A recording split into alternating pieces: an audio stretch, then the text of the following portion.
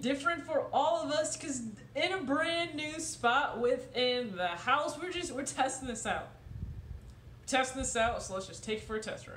And more importantly, we are going to talk about budgeting. You guys saw that I did the $1,600 a month budget, and now we're gonna go into the situation. What if you now earn more even than the actual example in my book? What's that gonna look like on a budget?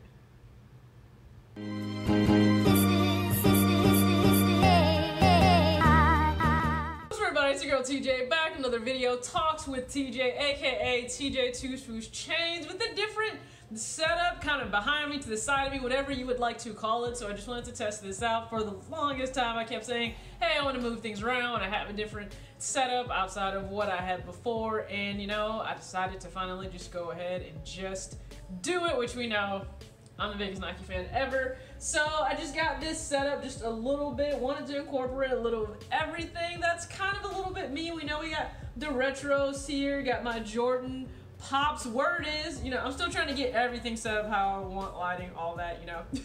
But word is, we might get a 10-inch MJ Pop, which I think would be dope as ever. I think that would be amazing. These are really just here for novelty at this point because let me tell you, they definitely kind of died in terms of having any type of real sound or anything. So they're here, they're just here for novelty, just to be on display.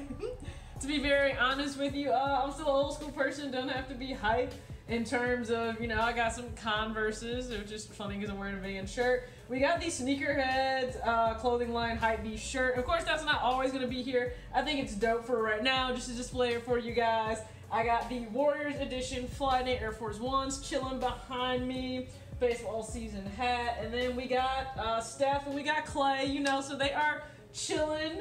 We know Clay is recovering right now, so chilling, got the glare off of him. And then we got some more pops on the bottom, but that's not what this video is necessarily about. But before we get fully into it, just go ahead and make sure you enter the 5K giveaway because it is pretty much to give back to you all for rocking with me on this channel. That would be halfway to my goal of 10K for the entire year. So let's go ahead and get that popping. All the information will be in the description box as always. You don't comment Budget Life on this video, you comment that on the actual 5K giveaway video, and that link is below. Now let's just jump right into this. So I will link the previous video or put a card in here for you guys to be able to reference that. And I was talking about, you know, creating a budget on a lower income or $1,600 a month. Now we all know incomes will vary no matter what, and there is a bigger thing to be discussed, a bigger topic as well, because somebody pointed out something extremely important. Even with my books example, my ebooks example of $2,500 a month, if you're looking at 25% take-home pay for the cap of what you're paying for rent, because that's actually what's recommended for you through the financial world.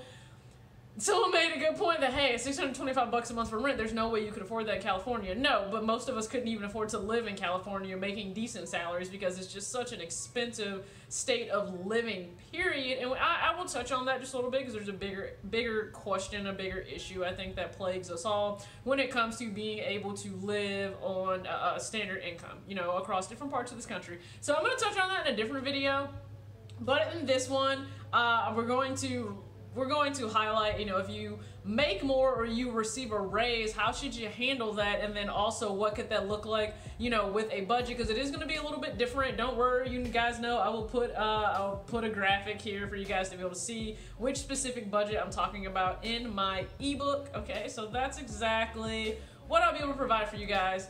Have to put the disclaimer out there. My example is just that. It's an example. It's not written in stone. It's not life. You don't have to, you know, you don't have to operate just based on that. It's an example because it gives somebody a guideline. It gives them an idea, a picture, an example of what living on a budget is actually like, how planning out every single dollar so you have zero left at the end of the month, just so you give everything a place. Everything has a purpose, all right? That's what it is.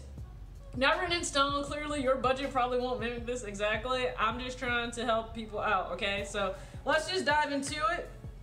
Now, on a higher income, if you receive a raise, if you work long enough, hopefully you receive a raise. If you are doing things that you would need to be doing, you work for a healthy company, they're able to provide raises for the employees to show that they are valued, okay? I'm one of those people, I get a raise every single year. It's pretty dope, okay?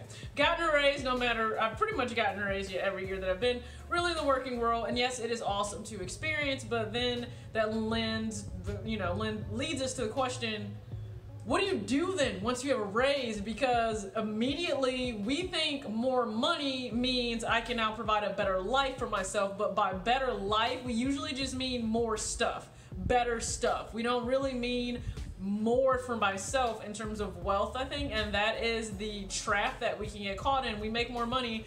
Unfortunately, it usually means we accumulate more stuff, and that is not the way I would urge you to go about it just immediately. I'm not saying don't go treat yourself to a little something. You know, now that you have acquired that raise, you deserve it, you have worked hard. What I am saying is let's think about the bigger picture, because if your income is here, okay, income is here, your expenses are here. Now, they should never be neck and neck, because at some point, yes, every single dollar should have a purpose, but some of that should be saving, some of that should be retirement, hopefully, and then some of that is going to be some sinking funds. So this may be what you bring in, but in terms of what you're actually spending for today, it should probably be down here because you have everything else to account for in the future. So you're living below your means, which is how you create wealth, okay? So let's say that, you know, this is the income. Income goes up. All right, that's pretty awesome, right? Here's the problem. When a lot of people hit here of a higher income, their expenses go automatically here. It's not that they save more, it's not that they spend more in terms, they put more away for retirement. No, their expenses just go up here. And they don't even notice how it goes straight up there, but you choose to increase your cost of living, it can shoot up immediately, and it can just be, it feels like you really didn't get a raise anymore.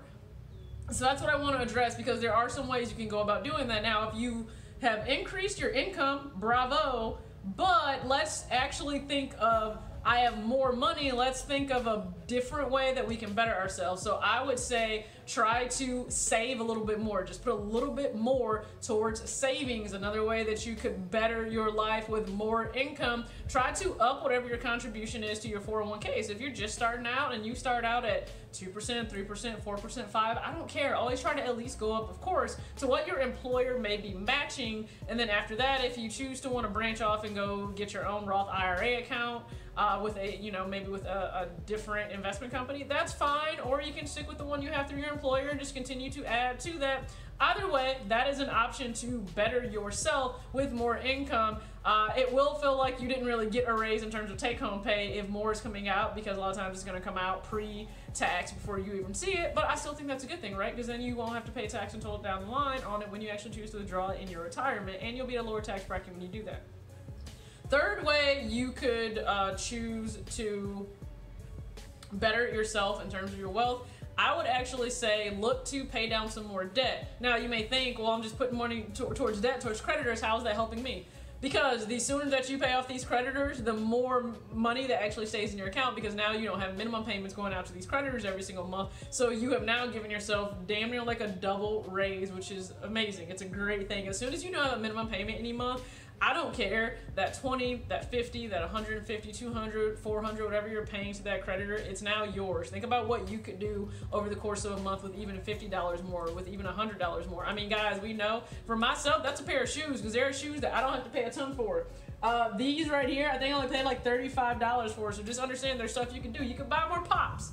Pops are always a good thing to buy. They don't cost a whole lot.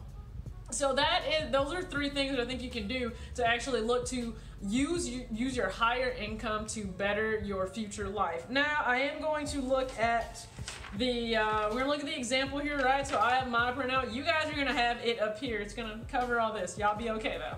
So in the example, it goes set budgeting on a higher income. So this is kind of what it's going to look like when you guys are looking in the actual ebook. We're talking about a higher income. So you are going to reallocate things a little bit. Now, if your take-home pay, for the example, goes up to $3,500 a month, of course, you can afford to pay more in rent. Now, $875 in rent, guess what? That's a little more that's a little more logical, I guess, in terms of what you guys may be thinking. And it's still 25% of the take-home pay, okay? But your take-home pay is higher, so the actual amount that you can spend on rent would be higher. Groceries can go up. Now, understand this. You could spend more on groceries. It doesn't mean you would have to, by law, spend more on groceries. You could very much so eat the exact same thing in your grocery bill, not go up. But more importantly, I want you guys to go down to the treat yourself fund, right? Because, for example, in the book it says treating yourself on 3% of your income at $3,500. Take-home pay totals $105. Now, remember that it was just it was less than that. It was like what, 50 or 75 or something before, based on the book's example. So let's say you chose, hey, 75 is working well for me. I'm being self-aware. I don't really need anything. They're just wants. I don't want to just blow money. So instead, you choose to pocket that extra 30, and maybe you donate it to a cause that you really care about. Maybe you put it towards an extra debt payment. Just because you have the ability to spend more money on yourself, it doesn't mean that you have to.